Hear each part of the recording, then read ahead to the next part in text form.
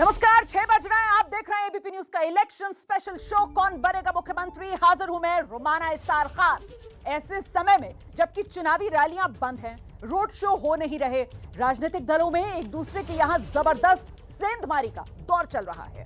आज उत्तर प्रदेश में एक अहम राजनीतिक घटनाक्रम हुआ है। मुलायम सिंह यादव की छोटी बहू यानी अखिलेश यादव के भाई प्रतीक यादव की पत्नी अपर्णा यादव बीजेपी में शामिल हो गई है। यादव परिवार की बहू, उन्हें पार्टी में शामिल कराते समय बीजेपी के राष्ट्रीय अध्यक्ष जेपी नड्डा, यूपी के मुख्यमंत्री योगी आदित्यनाथ, दोनों डिप्टी सीएम समेत कई बड़े नेता मौजूद थे। अपर्णा यादव चुनाव में कितना बड़ा फैक्टर होगी, इस पर हम लेकर आए हैं सी वोटर का सबसे ताजा ओपिनियन पोल। इसी पर चर्चा के लिए हमारे साथ जुड़ रहे हैं लखनऊ से संवाददाता हमारे संजय त्रिपाठी, गोरखपुर से आप देख सकते हैं अजय दुबे, मेरठ से निधि श्री हमारे साथ मौजूद है और साथ ही नेशनल अफेयर्स एक्सपर्ट अभिज्ञान प्रकाश कुछ ही देर में इस चर्चा में हमारे साथ जुड़ेंगे। और इलाहाबाद से राजनीतिक विश्लेषक प्रोफेसर बद्री नारायण जी आज के शो में हमारे साथ मौजूद है। बहुत स्वागत आप सभी का। मैं चर्चा शुरू करूं उससे पहले सी वोटर के सर्वे का आज का सबसे पहला सवाल यादव परिवार की बहू अपर्णा यादव से जुड़ा हुआ, और वो सवाल क्या है दिखा देते हैं आपको सबसे पहले आपके टेलीविजन स्क्रीन पर। आज का सी वोटर का पहला सवाल, अपर्णा यादव के आने से क्या बीजेपी को फायदा मिलेगा? अपर्णा यादव मुलायम सिंह यादव की बहू हैं, अखिलेश यादव की भाभी हैं। 46% लोगों का मानना है हां बीजेपी को फायदा मिलेगा। 39% ना में जवाब दे रहे हैं, लेकिन 46% बड़ा आंकड़ा है और लोगों का यह कहना है कि बीजेपी को फायदा मिलेगा अपर्णा यादव जिस तरीके से बीजेपी में शामिल हुई हैं। हालांकि 15% का मानना है पता नहीं इसका फायदा मिलेगा या नहीं मिलेगा, लेकिन कुल मिलाकर 46% आंकड़ा बड़ा हो जाता है। मुझे लगता है अब हमें सीधे जमीन पर आपको लेकर चलना चाहिए, जहां से जनता हमारे साथ मौजूद है, हमारे रिपोर्टर्स के साथ मौजूद है। और सबसे पहले आज लखनऊ का रुख करेंगे। लखनऊ कैंट सीट 2017 में यहां से अपर्णा यादव हारी थी। ऐसे में अपर्णा यादव अगर बीजेपी में आती हैं तो फायदा मिलने की जो बात आ रही है सर्वे में, संजय त्रिपाठी उसे किस तरीके से देखा और समझा जाए? बिल्कुल समाजवादी पार्टी के लोग मेरे साथ मौजूद हैं। मनोज यादव से मैं जवाब लूंगा कि अपर्णा यादव भारतीय जनता पार्टी में चली गई हैं, मुलायम सिंह यादव की छोटी बहू हैं। निश्चित रूप से भाजपा को तो फायदा मिलेगा। एबीपी न्यूज के सर्वे में ये बात आ रही है, आप क्या मानते हैं? कितनी सीटों पे फायदा मिलेगा ये भी एबीपी न्यूज को बता देना चाहिए। और दूसरी महत्वपूर्ण बात, लोकतंत्र है और लोकतंत्र में सबको चुनाव लड़ने का अधिकार। आदरणीय राष्ट्रीय अध्यक्ष जी ने बधाई दे दी कि आप चुनाव लड़िए, और भाजपा को परिवार भाई मन से दी है बेमन, ये तो वही बता सकते हैं। लेकिन एक महत्वपूर्ण बात, जिस परिवारवाद से भाजपा को जितनी प्रॉब्लम थी अब उसी परिवार को लेने पे तुल गया। ये बीजेपी को सोचना पड़ेगा और ये जनता को बताना पड़ेगा कि उसको किस तरीके के परिवारवाद से प्रॉब्लम है। दूसरे का परिवारवाद और अपना अगर वही परिवार पार्टी में आ जाए तो उनकी पार्टी का फायदा होने लगता है। गजब का फायदा है भाई। योगेंद्र चौहान समाजवादी पार्टी के नेता मेरे साथ मौजूद हैं। अपर्णा यादव आज सपा का दामन छोड़ करके भाजपा के साथ चली गई, झटका तो होगा सपा के लिए? देखिए, समाजवादी पार्टी जो है एक जन आंदोलन के रूप में अखिलेश यादव के नेतृत्व में उभर चुकी है। 2022 का इलेक्शन जो है ये समाजवादी पार्टी के पक्ष में जा चुका है, और अपर्णा यादव तो ये मात्र एक मुहावरे के रूप में जो है लोग दिखा रहे हैं भारतीय जनता पार्टी के लोग। इन जिसका कोई न जमीन है न कोई स्थान है, ये परिवार का निजी मामला है। ऐसे मामलों में अक्सर भारतीय जनता पार्टी उल्टे पांव पर ही जो है खड़ी हो जाएगी, और भारतीय जनता पार्टी जो साजिश रच रही है, ये साजिश को उत्तर प्रदेश की जनता समझ रही है। साजिश रच रही है। अशोक सिंह कांग्रेस पार्टी के प्रवक्ता हैं, क्या कहेंगे? बीजेपी के साथ आज अपर्णा यादव खड़ी हो गई है, लाभ मिलेगा? गुल खाएं और गुलगुले से परहेज। भारतीय जनता पार्टी नारी के सम्मान में और भाजपा मैदान में दलित की बेटी रात के 12 बजे जला दी गई, तब भारतीय जनता पार्टी को याद नहीं आई? मुलायम सिंह जी के परिवार पर जिस तरीके से आरोप प्रत्यारोप का दौर भारतीय जनता पार्टी लगाती रही है, तो इतना ही कहना कि गुल खाएं और गुलगुले से परहेज। मगर भारतीय जनता पार्टी की नैतिक हार, आज हो चुकी है। कारण क्या है कि जिस तरीके से भारतीय जनता पार्टी नारी के सम्मान में भाजपा मैदान में, आप बताइए, नारी उत्तर प्रदेश में इतनी सारी मंत्री थी, आप विधायक थी, आपने किसको कैबिनेट मंत्री बनाया, ये बड़ा सवाल है। आप 5 साल आपने सरकार चलाई, मुद्दों पर आज बात नहीं हो रही है। आज आपके नेता, मुझे लगता है रस्ते का माल सस्ते वाली कहावत हो रही है कि आप उठाने की सियासत कर रहे हैं, आप किसी को तोड़ने की सियासत कर रहे हैं। तोड़ने की सियासत ज़्यादा दिन तक नहीं चलती है। परिवर्तन ही संकल्प और कांग्रेस ही विकल्प है। हम लगातार 32 साल से उत्तर प्रदेश में कांग्रेस रही है, मगर बहुत सारे प्रयोग उत्तर प्रदेश में हुए। भाजपा प्रवक्ता ले लूँ, विनोद त्रिपाठी मेरे साथ में भारतीय जनता पार्टी के नेता हैं। क्या लग रहा है, आज तो आपका पाला भारी हो गया? निश्चित रूप से अपर्णा यादव जी एक अच्छी समाज सेविका के साथ एक अच्छी राजनीतिज्ञ हैं और उनके आने से निश्चित रूप से भारतीय जनता पार्टी बहुत मजबूत हुई है। और यह भी साबित हो गया है कि कुनबे में कितनी तगड़ी दरार है और हम सभी भाजपाई आदरणीय अपर्णा यादव जी का सम्मान करते हैं, उनका स्वागत करते हैं, उनका अभिनंदन करते हैं। और ये भी है, सत्य है कि भारतीय जनता पार्टी को उनके आने से बहुत ज़्यादा मजबूती मिलेगी और ये बाकी लोगों के लिए सबक भी है जो विरोध होगा। बाकी क्या लगता है? देखिए, उत्तर प्रदेश की 24 करोड़ जनता के लिए, हित के लिए जो भी सोचेगा उसका भारतीय जनता पार्टी में स्वागत है और हम अपर्णा यादव जी का स्वागत करते हैं और उत्तर प्रदेश की जनता को उनकी जरूरत है। स्वागत है, जरूरत करते हैं। लाल टोपी की चमक फीकी पड़ रही है आज? देखिए संजय जी, कोई चमक नहीं फीकी पड़ रही। ये चुनाव जनता का चुनाव है और किसी व्यक्ति विशेष के जाने से पार्टी कमज़ोर नहीं होने वाली है और हम लोग पूरे मजबूती के साथ 350 सीटें पार करेंगे। जनता भ्रष्टाचार, महंगाई से एकदम आजिज आ चुकी है और लॉ एंड ऑर्डर जिस हमारे सीएम साहब, समझ गया। समाजवादी पार्टी की प्रतिक्रिया है कि उनको कोई फर्क नहीं पड़ता। भाजपा बल्लियां उछल रही है कि एक बड़ा विकेट गिराया, मुलायम सिंह की पुत्रवधू को भारतीय जनता पार्टी में लेके आए हैं। तो रोमाना इस तरह की प्रतिक्रिया है राजनीतिक। बिल्कुल सही बात कर रहे हैं। और देखिए, जिस तरीके से शुरुआत में वो जो समाजवादी पार्टी के नेता थे ना, जब आपने उनसे बातचीत शुरू की तो उनका कहना था कितनी सीटों पर असर है अपर्णा यादव का। इसी को लेकर मुझे लगता है जरा चर्चा आगे बढ़ानी चाहिए। मैं गोरखपुर लेकर चलती हूँ, अजय दुबे हमारे साथ मौजूद है और साथ ही ये भी बताती चलूं कि आज का ये स्पेशल शो 1.5 घंटे का स्पेशल शो है जो हम आपके लिए लेकर आए हैं। सी वोटर का ये daily tracker opinion poll, Uttar Pradesh का सियासी मूड आप देख रहे हैं। अजय दुबे आपके साथ जो गोरखपुर के लोग मौजूद हैं, जरा उनसे जानिए अपर्णा यादव कितना बड़ा चुनावी फैक्टर वो देख रहे हैं। निश्चित ही ज्वाइनिंग अपर्णा की लखनऊ में हुई, चर्चा पूरे उत्तर प्रदेश में। अब क्योंकि गोरखपुर में दावेदारी मुख्यमंत्री जी की हो चुकी है कि अब यहाँ से चुनाव लड़ेंगे, तो लगातार हो रही चर्चाओं में एक नया मुद्दा ये सीधे चलते हैं जो सपा के यहाँ पर कार्यकर्ता, नेता और समर्थक मौजूद है। क्या साहब, अपर्णा जी ने साथ छोड़ दिया अब सपा का और चली गई बीजेपी में, डेंट हुआ, कैसा लग रहा है आप लोग को? जी, जितनी खुशी भाजपा वालों के हो उससे ज़्यादा खुशी समाजवादी पार्टी और समाजवादी पार्टी कार्यकर्ताओं को है कि अपर्णा यादव बीजेपी में चली गए, क्योंकि ना तो उनके पास कोई जनाधार है, ना तो वो हमारी पार्टी की कभी नेता रही हैं। वो सिर्फ और सिर्फ बीजेपी मानसिकता से हमेशा रही हैं और हमेशा आप सुनते आए होंगे योगी जी, मोदी जी की बड़ाई वो हमेशा करती आई हैं। पिछली बार आप ही लोग टिकट दिए थे लड़ने के लिए कैंट से लखनऊ के, और अभी कह रहे हैं वो संघी विचारधारा की हमेशा रही हैं और उसी विचारधारा से वो आती थी। तो ये कह रहे हैं कि आप ही की विचारधारा की थी और गई है वापस, क्या लग रहा है आपको? जी, सपा के सरकार में बहन बेटियां सुरक्षित नहीं थी, उनको लगा मैं सपा में सुरक्षित नहीं हूं, वो भाजपा में आ गई। भाजपा में समाज को सबको मालूम है कि भाजपा में बहन बेटियां सुरक्षित है, भाजपा योगी जी के सरकार में और मोदी जी के सरकार में। ये वाले मामले हमें आई हैं कि उनको मिल नहीं रही थी टिकट सपा से, इस चक्कर में क्या लग रहा है हमारे मित्र? नहीं, ऐसा नहीं है। वो खुद आज बोली हैं कि हम मोदी जी के विचारों से पहले से खुश थे और भारतीय जनता पार्टी में महिला सुरक्षित रहती हैं, क्योंकि समाजवादी पार्टी के लोग तो पहले से ही कहते थे लड़के हैं गलती हो जाती है। गलती हो जाती है तो बड़ा दे दिया। सर, मेरा सवाल यहाँ पे ये है, अपर्णा का मुद्दा नहीं है, मुद्दा होना चाहिए महंगाई, बेरोजगारी, कितने यहाँ पे। अब मैं सवाल है मेरा भाजपा के लोगों से, माननीय योगी आदित्यनाथ यहाँ से चुनाव लड़ना अच्छी बात है, और भाजपा के लोग योगी गिनती पे गिन के 10 काम बता दें जो शिलान्यास भी किया, उद्घाटन किया योगी आदित्यनाथ ने।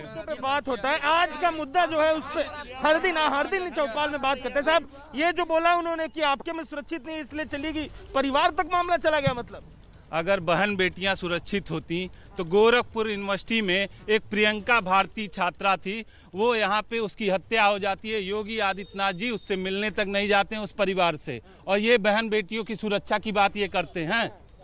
सुरक्षा को लेकर हाँ, नहीं, मैं थोड़ा एक पहले वाली बात कर दूं। मेरे भाई ने कहा है कि अपर्णा जी के मानसिकता सदैव से भाजपा की रही है, वो भाजपा की बड़ाई करती रही हैं। आप सभी को ध्यान होगा, पिछले लोकसभा चुनाव के ठीक पहले जो संसद का अंतिम सत्र था, सपा के सबसे बड़े जो नेतृत्व करता है श्रीमान मुलायम सिंह जी, उन्होंने स्वयं मोदी जी को यह समर्थन दिया, आशीर्वाद दिया, सहयोग करने के लिए उन्होंने कहा कि सरकार तो आपकी ही आने वाली है। अभी ये घेर लिया सर, आपको भी हमको सबको पता होगा कि जब हम लोग क्लास में पढ़ते हैं, स्कूल में लास्ट दिन होता है, सबको शुभकामनाएं दी जाती है, जाइए आप अच्छे नंबर से पास होइए, नौकरी पाई। वैसे ही हमारे नेता आदरणीय मुलायम सिंह ने कहा था कि प्रधानमंत्री जी फिर प्रधानमंत्री, सबको शुभकामनाएं दी जाती है, कोई बात नहीं हुई, सबको बताया था। क्या आप लोग इतना सारा मंत्री का ज्वाइनिंग कराया, विधायक का ज्वाइनिंग कराया, तो इतना एक्साइटेड था, अब ये बड़ा डेंट ये लोग किए हैं तो बच क्यों? इनके पास कुछ बचा नहीं था, कोई जनाधार वाले लोग इनके पास आ नहीं रहे थे, इनके पास मौका नहीं मिल रहा था, तो उन्होंने अपर्णा जी को ज्वाइनिंग करा ली, जिससे समाजवादी पार्टी को मिलेगा। क्या लग रहा है? कोई वोट मिलने वाला नहीं। बातचीत में ऐसा लग रहा है कि उनकी ज्वाइनिंग से आप भी खुश हैं और ये भी खुश है, छोड़ के गई तो आप खुश। गले से नहीं उतर रही है, ये अपनी इज्जत बचा रहे हैं कि किस तरह इसको हम साबित करें। अपर्णा जी और आदरणीय स्वामी प्रसाद मौर्य जी की बेटी, जो हमारी सांसद है भारतीय जनता पार्टी से, उन्होंने पहले ही कहा है कि हम राष्ट्रवादी विचारधारा के साथ हैं। मुझको ये बताइए कि जब वो कैंट में लड़ रही थी, वो आई है, कहाँ का जनाधार लेकर आई है, तो आप लोग को कुछ फायदा देंगे? देखिए, हम आपसे कहना चाहते हैं कि भारतीय जनता पार्टी जो भी हमारे पार्टी में आ रहा है, पार्टी हमारा सबका सम्मान करती है। अभी कल हमारे साथी कह रहे थे कि महिलाओं का कोई सम्मान नहीं होता है, और महिलाएं जब ये कह रहे हैं कि हम राष्ट्रवादी विचारधारा के साथ हैं, हम उस राष्ट्रवादी विचारधारा में जा रहे हैं, तो हम उनका स्वागत करते हैं। हम जनाधार देकर, फायदा नुकसान देकर किसी का स्वागत नहीं करते। हमारे ऊपर, हमारे लिए रात लग रहा है बीजेपी लड़ाएगी टिकट की नहीं लड़ाएगी? भाभी है परिवार की, आपके टिकट लड़ाएगी उनको कि नहीं बीजेपी? समाजवादी पार्टी ने उनको टिकट नहीं दिया, तो वो भाग के बीजेपी में चली गई। अब बीजेपी वालों को तय करना है कि उनका क्या जनाधार है और किस आधार पे वो उनको टिकट देंगे। फिर कुछ देखिए, अब ये चर्चा जब छिड़ी है, तो जो मुद्दे हैं उन मुद्दों को लेकर अब आज अपर्णा यादव जी का पूरी तरीके से ज्वाइनिंग को लेकर चर्चा है, तो गोरखपुर में जोरदार चर्चा है ज्वाइनिंग को लेकर है। बिल्कुल, मुझे लगता है जरा पश्चिमी उत्तर प्रदेश चलते हैं। निधि श्री मेरठ से हमारे साथ मौजूद है। निधि से जानते हैं, ये यादव परिवार की बहू जो बीजेपी में चली गई है, किस तरीके से सियासी सुर्खियों में पैठ बना रहा है ये मुद्दा? जी बिल्कुल, देखिए रोमाना, यहाँ पर मैं मेरठ में मौजूद हूँ और आपको मैं बताऊँ कि आज का दिन अगर देखा जाए तो हर तरफ जो चर्चा हो रही है वो यही कि आज ऐतिहासिक दिन था। ऐसा इसलिए क्योंकि उत्तर प्रदेश की राजनीति के लिहाज से देखें तो अपर्णा यादव का बीजेपी में शामिल होना ये वाकई सबसे बड़ा दिन था। और यहाँ ज़रा मैं बीजेपी के जो सपोर्टर्स हैं उनसे बात कर लूँ। ये बताइए कि अपर्णा यादव जो है वो शामिल तो हो गई बीजेपी में, लेकिन बीजेपी को फायदा इसमें क्या नजर आ रहा है? देखिए, मैं आपको पहले बताता हूँ, अपर्णा जी का हम बहुत ज़्यादा दिल से स्वागत करते हैं, और उन्होंने सुशासन का, डबल इंजन की सरकार का, कुशल नेतृत्व का, मोदी जी का और योगी जी का उन्होंने सुशासन को स्वीकार किया है, उससे वो उसको असर डाला है उनके ऊपर। और ये इसमें अब चिंतन करना चाहिए समाजवादी पार्टी को कि अगर वो घर में ही नहीं बना पा रहे अपने आप को, तो बाहर क्या करेंगे? क्या लगता है? देखिए, मेरी शुभकामनाएं हैं अपर्णा जी को, और ये तो उसका व्यक्तिगत फैसला है। शुभकामनाएं तो दे रही है आज आरएलडी और सपा दोनों दे रही है, लेकिन मैं ये जानना चाहती हूँ कि सुबह से जो सुर्खियां बनी हुई है कि सपाई भी खुश, भाजपाई भी खुश, तो भैया सपाई खुश क्यों है? नहीं, कोई खुशी नहीं है उनसे। हमारे गठबंधन की जीत पर कोई फर्क नहीं पड़ने वाला है। हमारा गठबंधन जो 100% जीत रहा है, हर कीमत पे जीत रहा है, इससे कोई फर्क नहीं पड़ना। बीजेपी को फायदा होता हुआ नजर आ रहा है, आपको क्या लगता है? नहीं, फायदा कोई फायदा नहीं होगा। ऐसा कुछ तरह कोई भारतीय जनता पार्टी की सरकार बनने जा रही है, निसंकोच देश की प्रदेश की जनता ने मैंडेट दिया है। और मैं कुछ चीज़ें आपको बता देता हूं, लगभग 1,47,00,000 लोगों को हमने यहाँ पर 47 करोड़ लोगों को घर दिया है, 76 लाख महिलाओं को पेंशन दी है, हमने रोजगार दिया है, हमने सड़कें दी हैं, सुशासन दिया है, हमने सुरक्षा दी है। ठीक है, पर अपर्णा यादव, सवाल तो यही है ना कि अपर्णा यादव के बीजेपी में शामिल होने से फायदा क्या है बीजेपी? देखिए, अपर्णा यादव के बीजेपी में शामिल होने से एक फ़ायदा ये सबसे बड़ा ये नज़र आता है, जितना हमारा जो ओबीसी के नेता इधर से उधर टूट के गए थे, इसमें स्वामी प्रसाद मौर्य और धर्म सिंह सैनी एक्सेट्रा, तो उन अपर्णा यादव के आने से जो ओबीसी की वोट है ना, ये बैलेंस हो जाएगा और इसका बहुत बड़ा फ़ायदा बीजेपी को। नहीं, कोई बैलेंस नहीं हो रहा। एक बहुत बड़ा चंक यहाँ से निकल कर आया है बीजेपी से, और अपर्णा यादव के पास अगर वोट बैंक इतना मजबूत था तो वो पहले क्यों नहीं चले, वो पहले क्यों नहीं जीत पाई थी?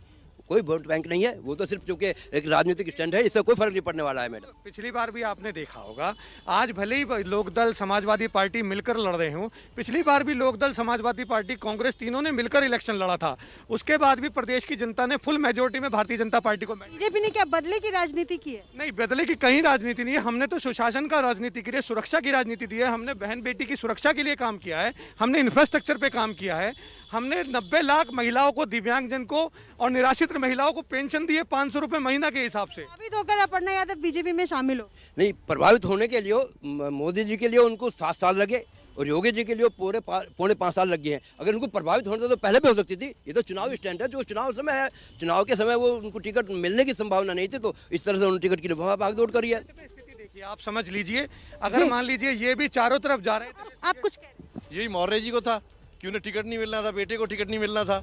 पारिवारिक लड़ाई है सबकी, ये केवल राजनीतिक नहीं है, पारिवारिक है। और सबके अपने अपने कारण है और सबको लगता है बीजेपी को जो सपोर्ट करे उनको लग रहा है कि जी। लेकिन देखिए ना दीदी, बड़ा दिलचस्प ये है कि साहब अपर्णा यादव बीजेपी में तो शामिल हो गई हैं, लेकिन अपर्णा यादव को भी टिकट मिलेगा या नहीं मिलेगा, इसे लेकर अभी तक सस्पेंस है। हाँ, बीजेपी के पोस्टर पर अपर्णा यादव जरूर आ गई हैं और किस रूप में आई हैं? वो आई हैं स्वामी प्रसाद मौर्य की बेटी, जो बीजेपी सांसद हैं, संघमित्रा मौर्य, बधाई से उनके साथ। और पोस्टर पर ऊपर लिखा है सुरक्षा चक्र, मतलब कहीं ना कहीं संदेश बड़ा ये देने की कोशिश बीजेपी की तरफ से कि बीजेपी के राज में महिलाएं सुरक्षित हैं।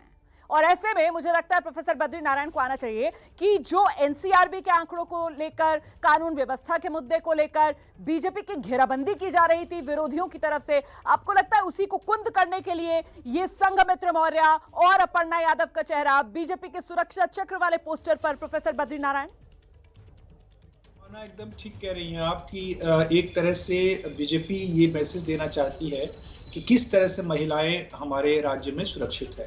और बीजेपी का कैंपेन आप देखेंगी, उसमें लॉ एंड ऑर्डर सबसे बहुत ही महत्वपूर्ण इशू बन करके, मेटाफर बन करके आया है शुरू से ही।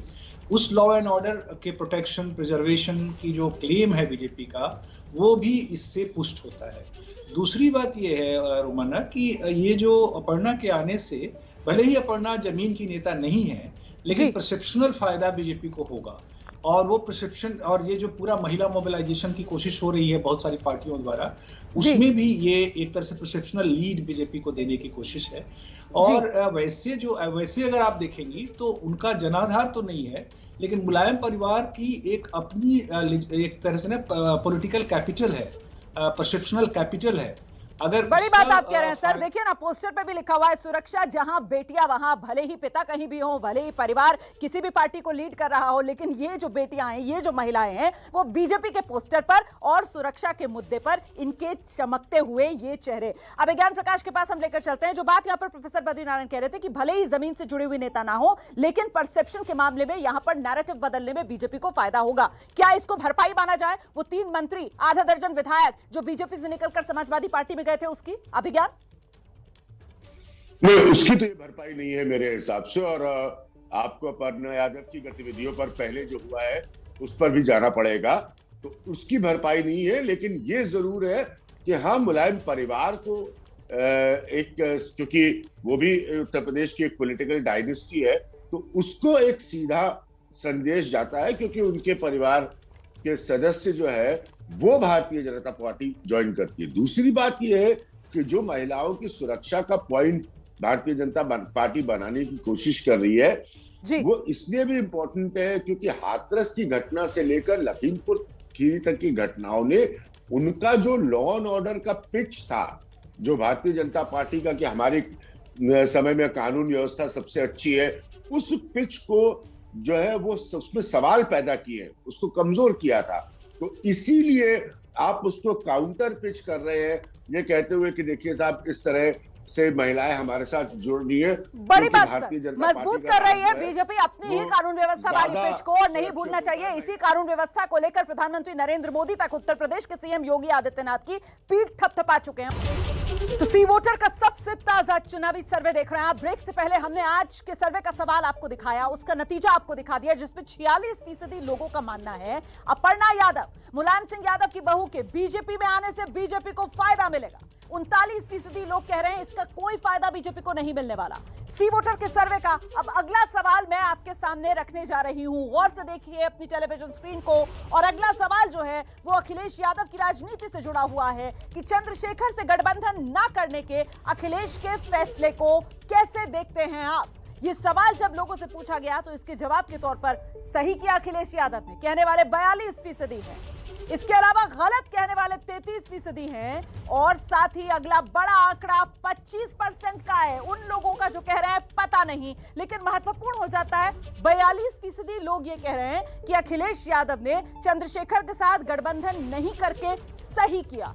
इसे किस रूप में सही माना जा रहा है आपको लेकर चलते हैं सीधे पश्चिमी उत्तर प्रदेश, जहां पर सबसे ज्यादा पकड़ मानी जाती है चंद्रशेखर की। हमारे साथ हमारी सहयोगी निधि श्री मौजूद है मेरठ से, और निधि से जानते हैं कि लोग क्या मान रहे हैं। सही किया अगर तो क्यों सही किया, गलत किया अगर चंद्रशेखर के साथ हाथ ना मिलाकर तो क्यों गलत किया। निधि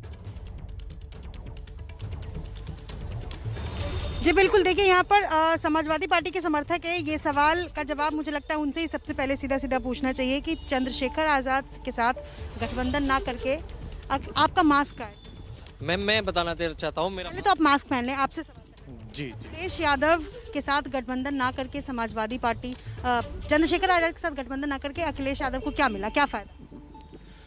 मैडम, चंद्रशेखर अखिलेश यादव वो शख्स हैं जो सभी को साथ लेकर चलने वाले आदमी हैं और सभी को साथ बराबर चलने वाले इंसान हैं। मैं आपको बताना चाहूँगा चंद्रशेखर बहुत ज़्यादा अपने लिमिट से ज़्यादा वो सीटें हम लोगों से मांग। आप कुछ कह रहे हैं। अगर मान लीजिए अखिलेश यादव जी की बात करें तो पिता का सम्मान वो नहीं कर पाए, चाचा का सम्मान वो नहीं कर पाए, अपनी छोटे पुत्र भाई की बहू का सम्मान वो नहीं कर पाए, जो घर के अंदर लोकतंत्र स्थापित ना कर पाए, जो समाजवाद का नारा देते हो। क्यों इनके पास दूसरा मुख्यमंत्री का चेहरा क्यों नहीं है? क्यों समाजवादी में केवल अगर मुलायम सिंह बनेंगे मुख्यमंत्री तो फिर अखिलेश बनेंगे, फिर इनका पुत्र बनेगा? ऐसी व्यवस्था क्यों नहीं है? समाजवाद की बात करते हैं, लोकतंत्र पर आधारित रहते हैं और करते कुछ नहीं है। कुछ कह रहे हैं। लखीमपुर खीरी जो कांड हुआ था, क्या वो परिवारवाद नहीं था? नरेंद्र मोदी जी ने अपनी वाइफ को छुपा के रखा, अपने पास क्यों नहीं रखते? क्या ये परिवारवाद नहीं है? परिवारवाद को बढ़ावा नहीं दे रहे हैं कि अपर्णा यादव को लेकर मास्क पूरा मास्क लगा। अपर्णा यादव को लेकर के ये क्या परिवारवाद को बढ़ावा नहीं हो रहा? भाई वो भी तो परिवारवाद के नहीं, समाजवादी पार्टी का आदमी वहां लेकर ले जा रहे, ये भी तो परिवारवाद है। सुनिए आप पढ़ना चाहते हैं। सवाल सिर्फ ये है कि चंद्रशेखर आजाद के साथ गठबंधन नहीं करके, बीजेपी से ये सवाल मैं करना चाहूंगी, चंद्रशेखर आजाद के साथ गठबंधन नहीं करके अखिलेश यादव के हिस्से क्या आया? देखिए, अगर उन्होंने चंद्रशेखर जी को नहीं स्वीकार किया है तो ये उनका व्यक्तिगत मामला है। हालांकि चंद्रशेखर जी को भी कुछ जमीन पर मिलने वाला नहीं है और समाजवादी पार्टी भी अपनी धरातल जमीन खो चुकी है। तो मेरे को निश्चित तौर पर जिस प्रकार से भारतीय जनता पार्टी को मैंडेट मिला है, निश्चित तौर पर आप मेरी बात को देख लीजिए कि डबल इंजन की सरकार है। मोदी जी का, योगी जी का नेतृत्व स्वीकार किया है जनता ने। जिस प्रकार का सुशासन दिया है संकल्प के साथ, जिस प्रकार से बहन बेटियों को सुरक्षा दी है, उन्हीं बातों से वो लोग अपर्णा जी आश्वस्त हुई है। उन्होंने भाजपा को स्वीकार किया और उन्होंने भाजपा की सदस्यता। अभी हाथरस मास्क से पूरा मास्क लगा। हाथरस बहुत दूर नहीं है। रात के अंधेरे में उसका एक बेटी का जो है उसकी अर्थी कर दी गई थी और अभी बहुत दूर नहीं, प्रयागराज में अभी 4 सीबीआई जांच, प्रदेश सरकार ने सीबीआई जांच की सिफारिश कर सीबीआई जांच करा रही है। ये अपने आप में नजीर है। आपको लोकतंत्र में अपनी मशीनरी पर विश्वास करना पड़ेगा। सीबीआई जांच दूध का दूध, पानी का पानी करेगी। अजय टेनी बहुत दूर नहीं गए हमसे। अजय टेनी जिनकी ये संपत्ति को गोटा करते थे, आज कहाँ है अजय टेनी? क्या सीधा जवाब। मैम, जो सभी लोग यहाँ पे खड़े हैं, अभी सभी लोग सवाल से भटक रहे हैं। आपका सवाल था कि चंद्रशेखर के साथ अखिलेश यादव जी का गठबंधन क्यों नहीं हुआ है।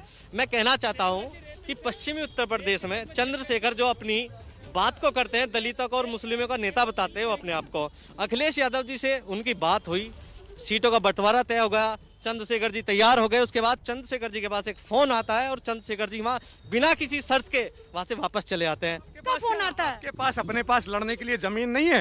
क्यों आप लोग दल का दामन थाम कर बैठे हैं? क्यों आप चंद्रशेखर का दामन थाम कर बैठे हैं? आपने तो सरकार चलाई है, क्या आपकी जमीन जा चुकी है? आप गिड़गिड़ा रहे हैं लोगों के सामने, आप देखो ना। देखिए, सबकी अपनी अपनी दलीलें हैं, लेकिन कुल मिलाकर इनका समाजवादी पार्टी इस बात को अभी भी कहने से बच रही है कि क्या फायदा और क्या नुकसान अखिलेश यादव को जिस तरीके से ऐन मौके पर गठबंधन ना करने का ऐलान हो गया चंद्रशेखर के साथ। बिल्कुल, लेकिन 42% लोगों का यह मानना है कि चंद्रशेखर से गठबंधन ना करके अखिलेश ने सही किया है। हम सीधे संजय त्रिपाठी के पास लखनऊ लेकर चलते हैं। संजय, क्या इससे अखिलेश यादव की मजबूती नजर आती है? बिल्कुल एक बड़ा दलित चेहरा था जिसके पास में युवाओं की खासी टीम है। अखिलेश यादव को नुकसान होगा ऐसा 42% लोगों का कहना है एबीपी न्यूज़ के सर्वे में। मनोज यादव समाजवादी पार्टी के नेता इस वक्त मेरे साथ खड़े हैं। मनोज भाई, क्या लगता है ये जो फैसला लिया अखिलेश यादव ने, इसका नुकसान नहीं उठाना पड़ेगा?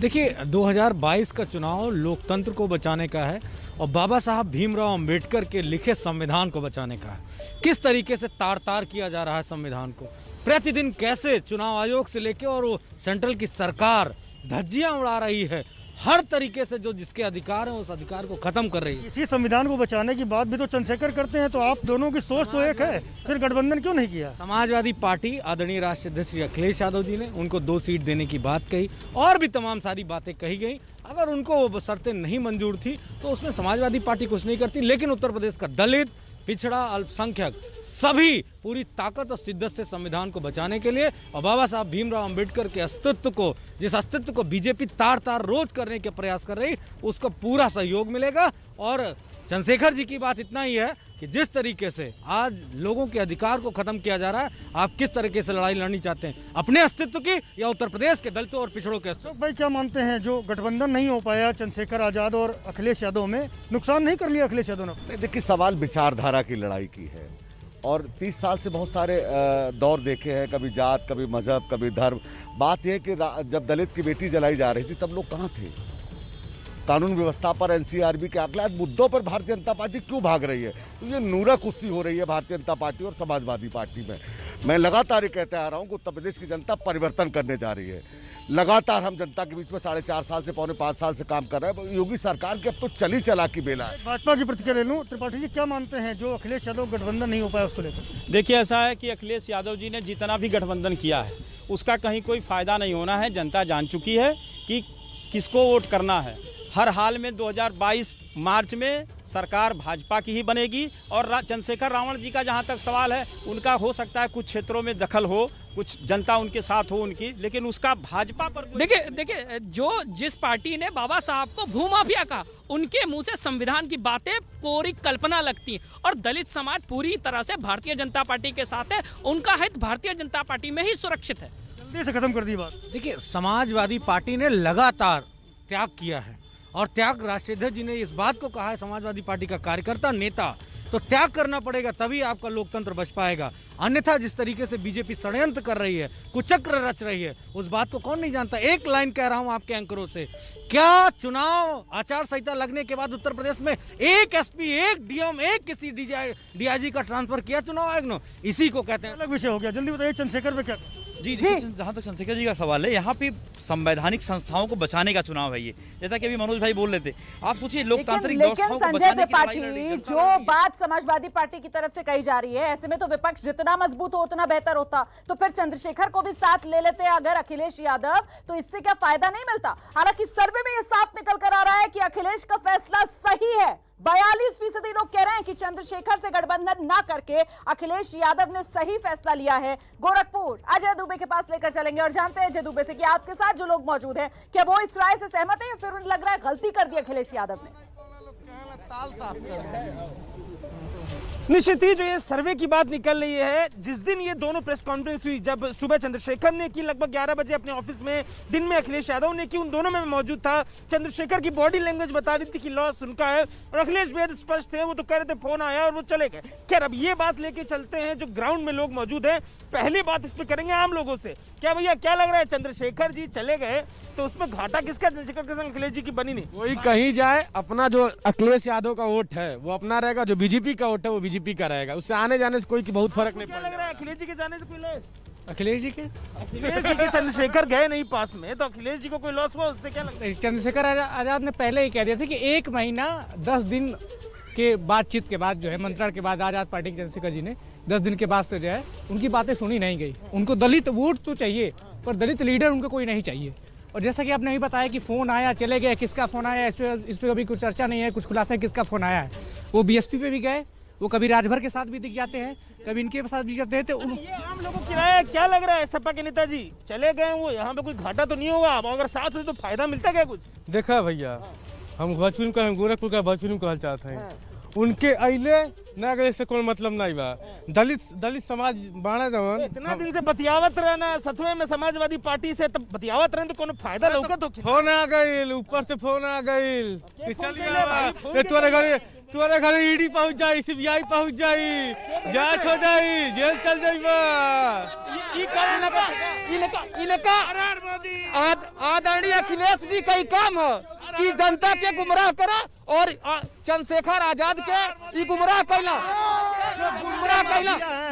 2 महीना गुमराह कैला, और जब चुनाव का समय आई तो रास्ता दिखा देना। चंद्रशेखर बहुत दुखी बाड़ा, और भारतीय जनता पार्टी जिसको एक बार कह देती है तो हम उसका साथ देती है, और अखिलेश जी तो हमेशा बरगलाने का काम करते हैं। देखिए ये लोगों की राय है, चंद्रशेखर का विषय है, ये गोरखपुर के लोगों की राय।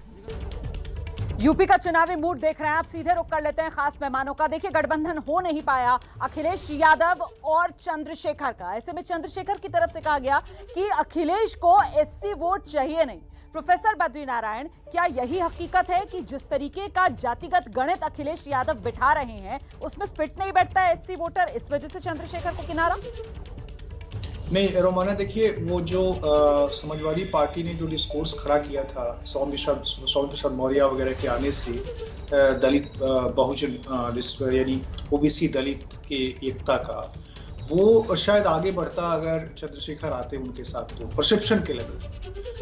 ये ठीक है कि चंद्रशेखर का जन्म का जो आधार है वो दलित जनमत में भी उतना ज़्यादा नहीं है, लेकिन युवाओं में है और उससे उनको फायदा होता है, लेकिन उससे उनको घाटा नहीं होगा। घाटा मतलब परसेप्शन के लेवल पे होगा, रियलिटी ग्राउंड रियलिटी पर बहुत घाटा नहीं होगा। चंद्रशेखर आजाद को उसका फायदा होता क्योंकि उनके जहां भी वो लड़ते वहां उनके साथ समाजवादी पार्टी आरएलडी के वोट मिल जाते और उनका कैंडिडेट जीत जाता।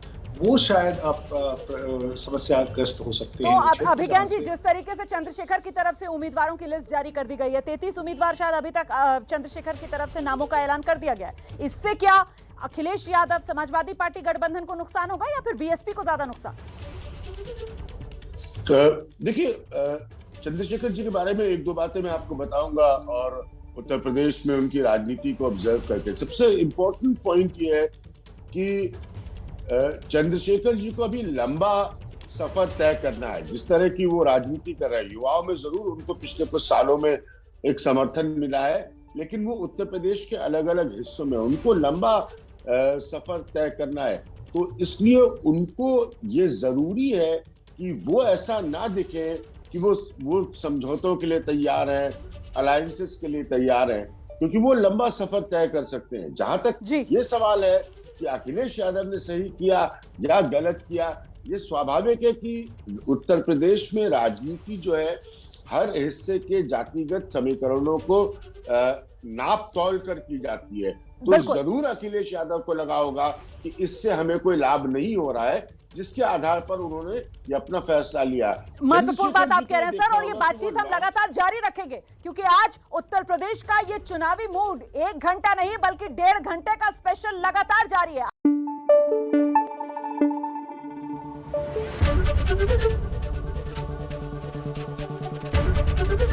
एबीपी न्यूज आपको रखे आगे।